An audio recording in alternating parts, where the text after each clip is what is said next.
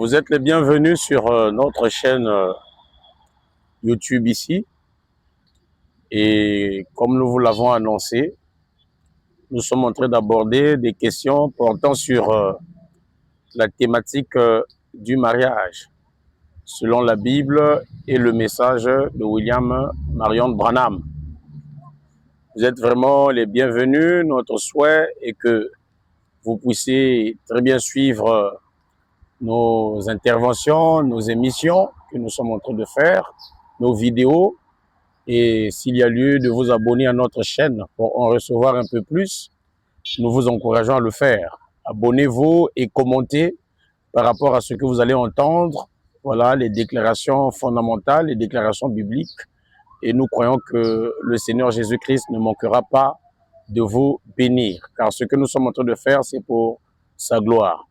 Alors, ce jour de vendredi 4 juin, nous allons donc aborder le deuxième volet portant sur la thématique du mariage.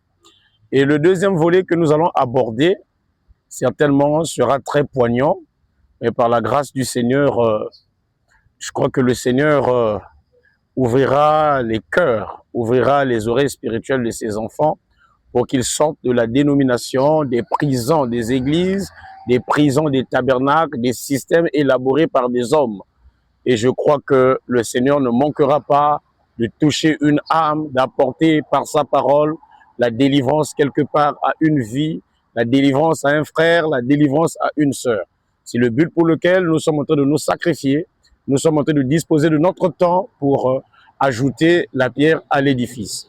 Alors donc, avant-hier, nous avons abordé donc la question sur le mariage mixte. Et je crois que c'est ce que nous allons continuer à voir. Et nous allons prendre deux écritures bibliques, voilà, pour poser la toile de fond, deux écritures bibliques. Je vais prendre Deutéronome chapitre 7 à partir du verset 1 que nous avons lu la fois passée. Deutéronome chapitre 7 à partir du verset 1. Nous lisons au nom du Seigneur.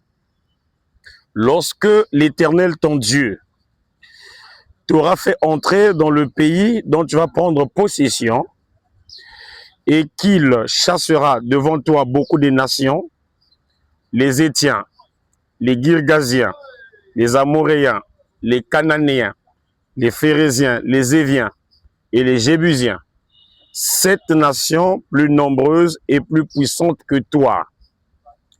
Lorsque l'Éternel ton Dieu te les aura livrés et que tu les auras battus, tu les dévoreras par interdit et tu ne traiteras point alliance avec elles. Et tu ne leur feras point grâce. Tu ne contracteras point de mariage. Tu ne contracteras point de mariage avec ces peuples. Tu ne donneras point tes filles à leurs fils. Et tu ne prendras point, excusez-moi,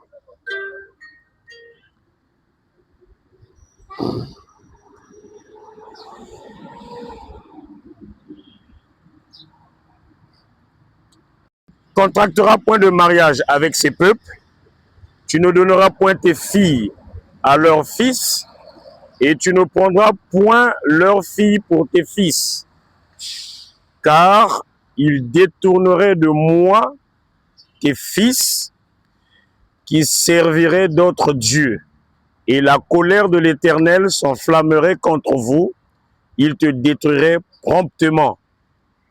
Voici au contraire comment vous agirez à leur égard. Vous renverserez leurs autels, vous briserez leurs statues, vous abattrez leurs idoles et vous brûlerez au feu leurs images taillées. Car tu es un peuple saint pour l'Éternel ton Dieu. L'Éternel ton Dieu t'a choisi pour que tu fusses un peuple qui lui appartient entre tous les peuples qui sont sur la surface de la terre. Je vais prendre donc une deuxième écriture pour appuyer cela. 1 Roi chapitre 11 à partir du verset 1, puis nous prendrons le verset 7. 1 Roi chapitre 11 à partir du verset 1 et nous prendrons le verset 7. Le roi Salomon aima beaucoup de femmes étrangères outre la fille de Pharaon, les Moabites, les Ammonites, les Édomites, les Sidoniennes, les Étiennes, appartenant aux nations dont l'Éternel avait dit aux enfants d'Israël, vous n'irez point chez elles, et elles ne viendront point chez vous. Elles détourneraient certainement vos cœurs du côté de leur Dieu. Ce fut à ces nations que s'attacha Salomon, entraîné par l'amour. Le verset 7. Alors Salomon bâtit sur la montagne qui est en face de Jérusalem un haut lieu pour Kémosh, l'abomination de Moab, et pour Moloch, l'abomination des fils d'Ammon. Et il fit pour toutes ces femmes étrangères qui offraient des parfums et des sacrifices à leur Dieu. Alors, voilà les deux écritures de base que nous avons eu à lire pour poser la toile, le fond de ce que nous allons dire ce soir. Et ce soir, nous allons parler de l'identité, toujours sur le mariage mixte, mais nous parlerons de l'identité des épouses des patriarches qui ont formé la nation d'Israël. L'identité des épouses des patriarches qui ont formé la nation d'Israël. Car nous savons que Israël a été fondé sur la base de 12 patriarches. Les 12 patriarches d'Israël qui ont formé la nation aujourd'hui que nous connaissons sous le nom de Israël. Les 12 patriarches sont les descendants de Jacob. Et nous savons comment est-ce que le nom de Jacob a été changé après qu'il a rencontré l'ange. L'ange, après qu'il a lutté avec lui, son nom fut changé de Jacob, qui voudrait dire donc supplanteur, voleur, escroc et ainsi de suite, à Israël, c'est-à-dire un prince de Dieu ou un prince qui marche avec Dieu. Alors, chers amis, chers frères et sœurs, nous n'allons pas parler ici conformément à la conception dogmatique, voilà, des églises, des religions, voilà, des groupes, voilà, de la théologie, mais nous allons parler conformément à l'écriture. Parce qu'il y a un débat, il y a des débats qui se font sur la toile dans les églises, les gens s'entrejettent des pierres, s'entre-attaquent, surtout sur la question du mariage mixte. Et nous avons lu quelques écritures de William Branham qui étaient en train de nous montrer que Israël ne devrait que se marier entre eux, voyez, et qu'ils ne pouvaient jamais se marier aux nations étrangères, qu'ils ne pouvaient jamais prendre des fils ou des filles d'autres nations, des pays étrangers, et ils ne devraient que se marier entre eux de peur de souiller le sang. Et William Branham a fixé cela exactement sur le cas des enfants d'Israël après la déportation à Babylone, où il y a eu mixage avec les pays étrangers. Nous connaissons l'histoire donc d'Esdras et de Néhémie. On a vu que les enfants d'Israël se sont mélangés, voyez, avec les femmes étrangères qui les ont même donné des enfants. Ça, c'est un des premiers cas sur lesquels William Branham, voyez, ça tarde pour justifier, voilà, ces déclarations. Et le deuxième cas, c'est l'union donc d'Akab avec Jézabel. Comment est-ce que Akab et Jézabel se sont mariés plus tard? Cela a ramené l'idolâtrie en Israël. C'est sur cette base-là que le messager, prophète William Branham, en prenant ces écritures, a déclaré que jamais un croyant ne pouvait se marier à une incroyante, ou une incroyante à un croyant, ou une croyante à un croyant, et ainsi de suite. Voilà, c'est sur la base de ces écritures que ces déclarations sont faites, mal compris, mal saisies, et aujourd'hui, ça provoque du trouble dans le monde de la chrétienté. Ce qui fait que nous sommes ici ce soir pour donner une pierre à l'édifice. Et le troisième cas sur lequel j'allais dire, les gens s'agrippent, c'est sur la question de Balaam, qui était de Moab, qui s'est uni avec Israël, voilà, là-bas dans la plaine, pendant que Israël traversait pour aller dans la terre promise. Voilà les trois cas majeurs et les trois cas fondamentaux sur lesquels William Branham s'agrippe. Et dont, je crois, par la grâce du Seigneur, les gens ont mal compris. Et nous avons vu mardi que cette prescription, en réalité, n'émanait pas de la loi de Moïse. que cette prescription, voilà, ce commandement, est un commandement qui venait de loin, bien avant même que la loi de Moïse ne soit donnée, ne soit prescrite à Israël. C'est là que ce commandement-là avait été donné. Nous avons vu quand Abraham, voyons que son fils Isaac devenait assez âgé, près de 40 ans, et il voulait que Isaac puisse hériter de ses biens. Et voulant que Isaac hérite de ses biens, il a ordonné que Isaac soit marié. Mais seulement, il a donné un commandement que Isaac ne pouvait pas se marier avec les femmes cananéennes, avec les femmes qui résidaient en Canaan, la terre dont le Seigneur, l'Éternel, Yahvé, lui avait demandé de prendre possession. Ça, nous le savons. Okay? C'est ça ce que Isaac, voyez, plutôt Abraham a eu à dire à Eliezer dans Genèse chapitre 24. Il a fait jurer Eliezer en lui disant, vérifie bien et tiens-toi sur tes gardes, jure-moi sur ma cuisse que tu ne prendras pas une femme de ce pays dans lequel j'habite pour mon fils Isaac.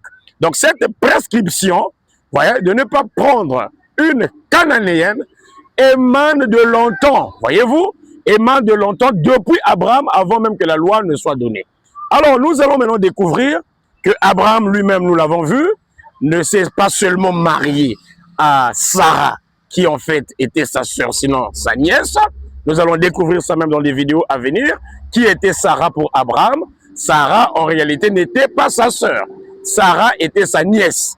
Par abus, nous disons que c'était sa sœur, mais en fait, c'était la fille de son frère. Nous allons découvrir ça certainement ce soir ou dans les vidéos à venir.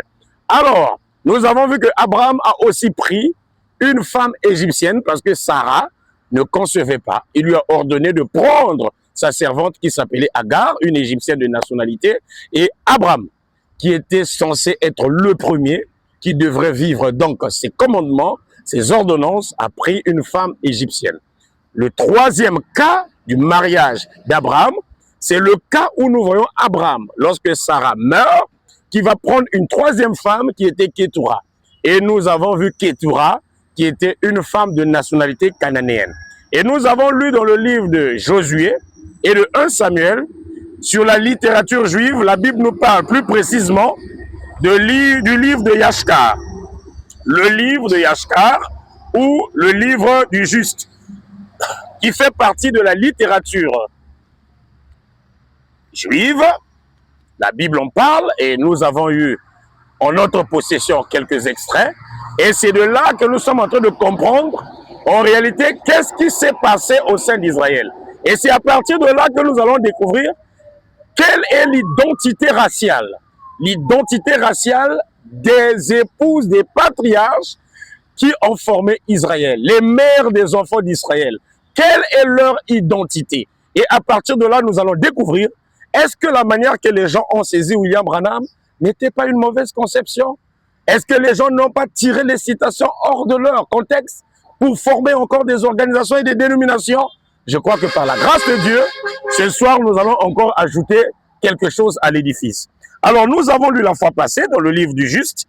En ce temps-là, Abraham, dans sa vieillesse, se maria avec une femme du pays de Canaan, nommée Kétura. Ça, c'est la Bible qui nous parle de ça. Dans Genèse chapitre 25, Sarai est morte. Et voilà Abraham qui va prendre une autre femme. Et cette femme-là, nommée Kétura, était de nationalité cananéenne. Mais n'oubliez pas que dans Genèse 24, un ordre a été donné à Eliezer de ne pas prendre une femme cananéenne, mais Abraham lui-même s'est doté d'une femme cananéenne. Comprenons le pourquoi. Elle lui enfanta Samram, Jeksan, Madan, Madian.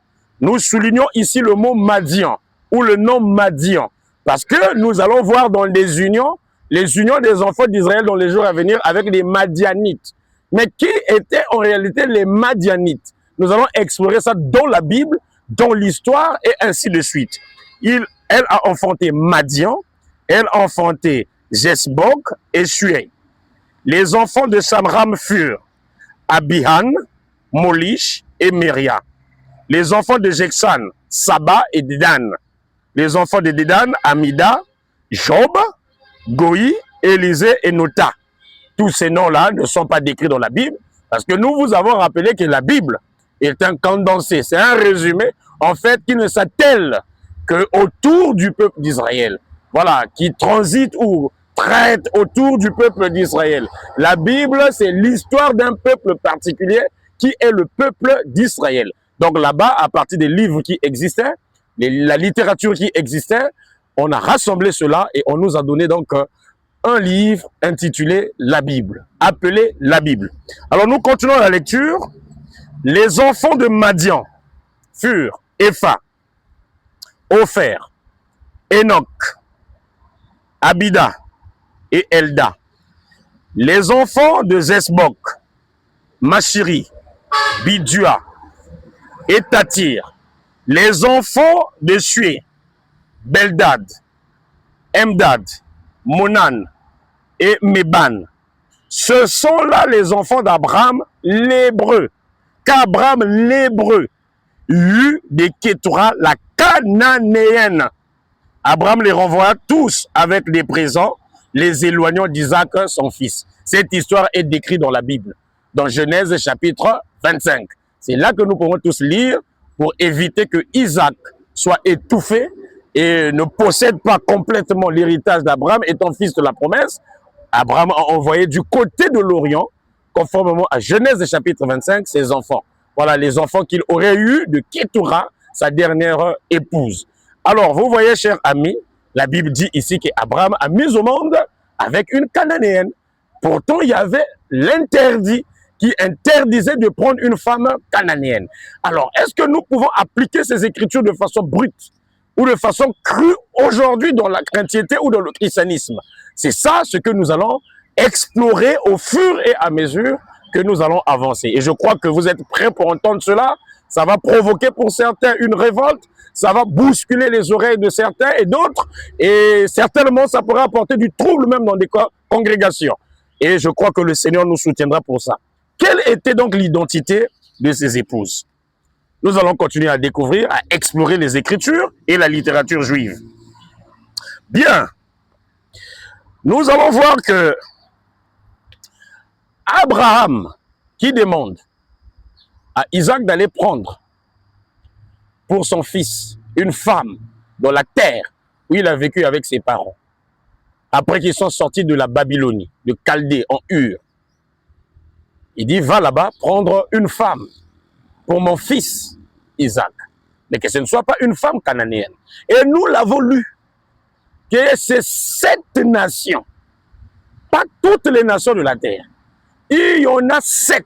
Dans 1 Roi chapitre 11, nous avons lu qu'il y avait 7 nations, pas toutes les nations de la terre, mais 7 nations auxquelles l'Éternel avait dit à Abraham, ou plutôt aux enfants d'Israël, de ne pas traiter alliance avec eux. Une alliance quelconque, de peur qu'ils ne soient détournés vers l'idolâtrie. Alors, nous allons découvrir quelque chose de très bien.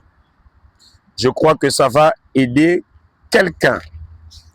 Quelque chose de bien, chers frères et sœurs, ça va aider quelqu'un. Alors, qu'est-ce que nous allons découvrir? Bien. Découvrons, toujours dans la littérature juive, dans le livre de Yashkar, découvrons exactement les épouses des descendants de Jacob, des fils de Jacob. Nous lisons l'année même de la translation de Joseph en Égypte.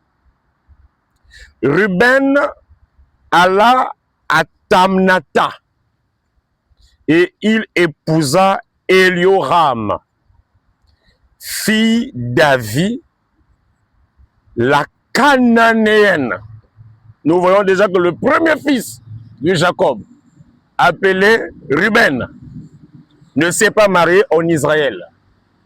Il a épousé une cananéenne. Nous continuons. Et elle lui enfanta Enoch, virgule, Palu, Esron et Charmi. Deuxième fils de Jacob, Siméon. son frère, prit pour femme Dina, sa sœur. Parce que vous ne lirez nulle part dans la Bible, là on nous décrit qui avait fini par épouser Dina. Voilà, vous ne lirez pas ça quelque part. Dina, qui était la 13e dans le rang, autrement dit après les 12 patriarches, Jacob avait une fille, qui est Dina. Mais Dina avait été épousée par qui? Par Siméon, son propre frère. Découvrons ça. Et elle lui enfanta Namuel, Janim, Aoud, Jachin et Shoar. Ensuite, il s'approcha de Bouna. Alors, une autre épouse pour Siméon. Siméon, qui est-il? Le deuxième fils de Jacob, un des patriarches d'Israël. Après Dina, sa sœur, il s'approcha de Bouna. Qui est Bouna? La Cananéenne qu'il avait amenée captive de la ville de Sichem.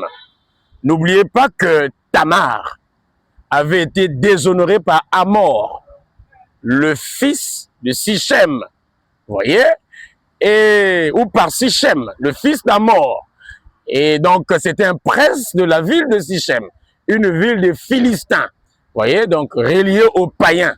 Et il avait déshonoré Dina, voyez-vous? Et vous savez comment est-ce que cela avait été résolu. La Bible nous a montré comment les enfants d'Israël sont allés saccager la ville de Sichem. Pendant qu'ils sont allés saccager la ville de Sichem, cependant, quand vous allez lire la suite, ils sont revenus avec des esclaves. Parmi ces esclaves, il y avait au moins 50 femmes. Et ces femmes-là furent épousées par certains des enfants de Jacob. La Bible est en train de nous dire ici, il s'approcha de Bouna la Cananéenne, qu'il avait amenée captive de la ville de Sichem. Et elle lui enfanta Saoul. Bouna était affectée au service de Dina. Donc c'était une servante de Dina. Bouna était comme une esclave qui est servante de Dina. N'oubliez pas que nous aborderons la question du concubinage. Nous aborderons dans cette thématique la question de la polygamie. Nous aborderons dans cette thématique beaucoup de choses, du mariage et du divorce. Je crois que ça pourra aider quelqu'un. Donc n'oubliez pas que Siméon, voyez-vous, prit Dina, sa sœur, et après il ajouta Bouna la Cananéenne. Nous avons ici une deuxième femme cananéenne qui est intégrée dans la descendance de Jacob. Après Ruben, nous continuons. Vers le même temps, Judas. Judas, de qui descendra Jésus? L'ancêtre de la lignée de Judas ou de la tribu de Judas. Judas alla trouver à Odalam un homme qui s'appelait Iras. Il y vit la fille d'un Cananéen. Judas, l'ancêtre de Jésus, et alla trouver la fille d'un Cananéen. Donc une Cananéenne nommée Abit, fille de Sué. N'oubliez pas que Sué là, dont nous venons de lire, fait même partie de la descendance des enfants de Kétura.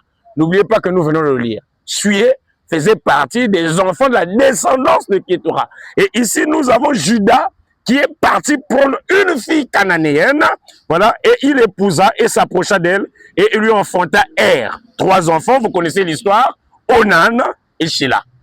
Je continue. Lévi et Issachar. Donc nous avons là une 3e cananéenne déjà, qui est intégrée dans les enfants de Jacob. Lévi et Issachar allèrent au pays d'Orient, ils épousèrent les 2 filles de Jobab, fils de Jectan, fils d'Héber. Donc ici, les femmes faisaient partie de la lignée d'Héber. Héber, d'où est venu Nacor, Nacor, Abraham, Terah, Terah, Nacor, Nacor, Abraham. Ici, ils sont restés dans la lignée des Hébreux. Bon, ici, l'aînée nommée Adina devint la femme de Lévi et Arida, la cadette, devint la femme d'Issachar. Et ils revinrent avec leurs femmes au pays de Canaan, à la maison de leur père. Adina enfanta à son mari Gerson, Kat et Merari. Arida enfanta à son mari Tola, Pua, Job et Semron. Un autre patriarche, Dan, alla au pays de Moab. Il prit pour femme Alphalat. Ici, c'est une Moabite. N'oubliez pas que dans l'histoire, on a aussi Ruth la Moabite, qui sera intégrée dans la lignée de Jésus, voilà, comme épouse. C'est des femmes étrangères.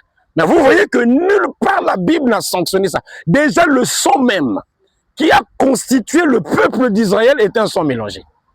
C'est un sang mélangé des Cananéennes des Moabites, comme nous lisons.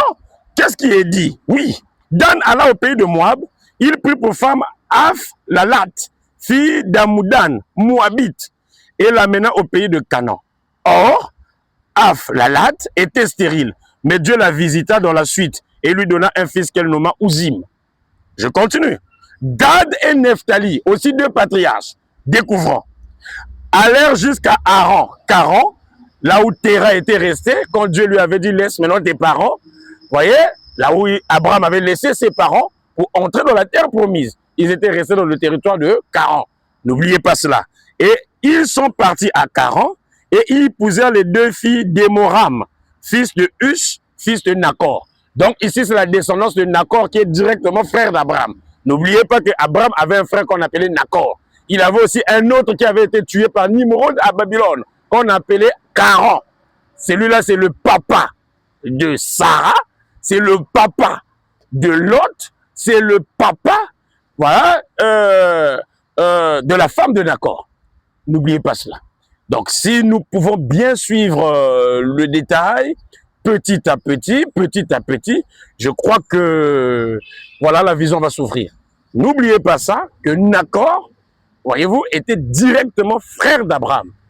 Et Nacor épousa, voyez, Milka. Qui était Milka? Milka était sœur de Sarah. Et ils avaient tous pour père Haran.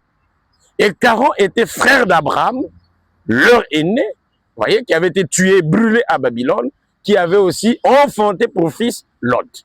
Donc la vérité des faits, en fait, c'est que Lot était frère direct de Sarah et Milka.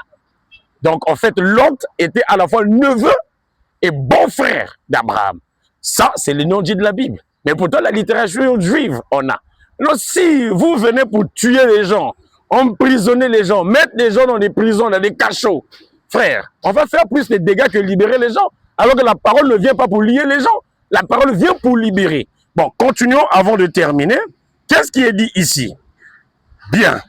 Nephtali, un autre, voilà, prit Mérimat, l'aîné, et Gad prit Ouzit, la cadette, et ils les amenèrent au pays de Canaan, à la maison de leur père. Ils partaient prendre, ils amenaient à Canaan. Ils partaient prendre, ils amenaient à Canaan. Il est dit, Mérimat enfanta Jaziel, Gouni, Gézer et Salem. Ouzit enfanta Séphion, Agi, Suni, Ezébon, Eri, Arodi et Aréli. Un autre patriarche, Azer, alla et épousa Édon, fille d'Aflal, fils d'Adar, fils d'Ismaël. Ah, là encore, on découvre qu'il y a eu aussi des liaisons avec les enfants d'Ismaël. N'oubliez pas que Ismaël épousa au départ, on verra ça, une égyptienne. Sa maman, Agar, lui affecta une femme égyptienne. Mais peut-être que vous ne le savez pas, cette femme avait été chassée par Abraham, parce qu'elle n'avait pas un bon caractère.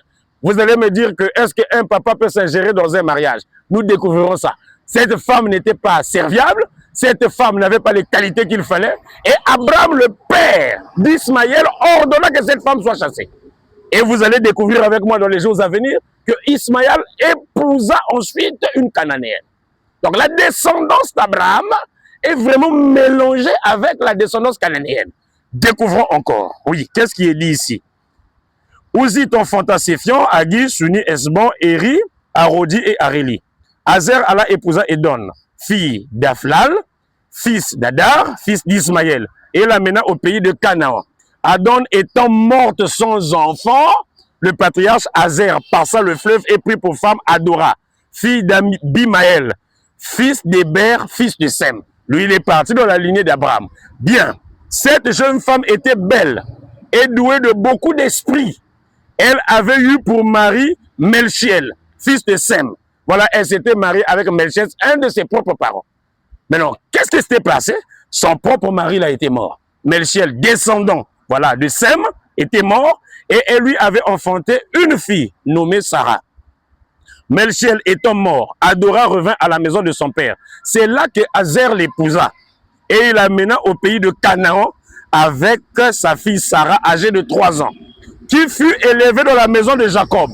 Et Sarah marchait dans les voies saintes des enfants de Jacob et n'en déviait en aucune manière. C'est pourquoi Jéhovah la gratifia de sagesse et d'intelligence. Adora conçut, voyez-vous, et enfanta Jamné, Jéshua, Yeshui et Béria. Zabulon, un autre patriarche. Allah en Madian, lui aussi il a là pour une femme chez les Madianites. Et il prit pour femme Marouza, fille de Moulad, fille d'Abida, fils de Madian, et l'amena au pays de Cana. Et elle enfanta Sared, Elon et Jaélel. Vous voyez? Et Benjamin, le dernier des patriarches, vous voyez? Jacob envoya demander à Aram, les Araméens, fils de Soba. Nous allons découvrir que Soba aussi faisait partie de la lignée en fait d'Abraham. Voilà, sinon de Nacor, nous découvrirons cela. Fils de Taré, Mahalia, sa fille, pour la faire épouser à Benjamin, son fils, âgé de 10 ans. Il n'avait que 10 ans, on lui a déjà trouvé une femme. Frère, il y a beaucoup de choses que nous ne connaissons pas. Il était encore âgé de 10 ans, mais on l'a proposé déjà une femme. Il y a une doctrine qui sort, non, si un jeune homme n'a pas encore de moyens, est-ce qu'il peut déjà consigner une femme? Nous avons ici un garçon de 10 ans auquel on a déjà consigné une femme. Ça se trouve dans les Écritures. Ça se trouve dans la Bible.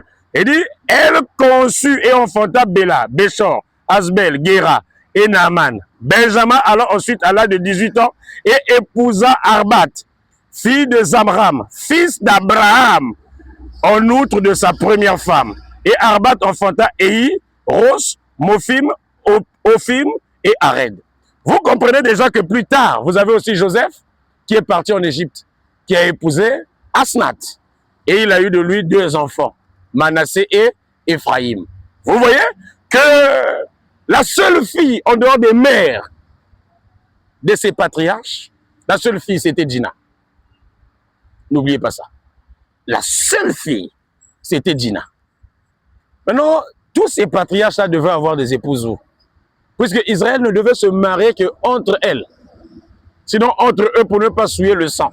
Non, c'est une erreur. C'est une mauvaise interprétation.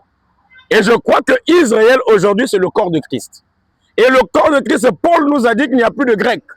Il n'y a plus de Juifs. Et vous allez découvrir avec moi certainement demain ou dans les jours à venir qu'il était interdit d'épouser une femme étrangère faisant partie de 7 nations bien citées pour éviter de tomber dans l'idolâtrie.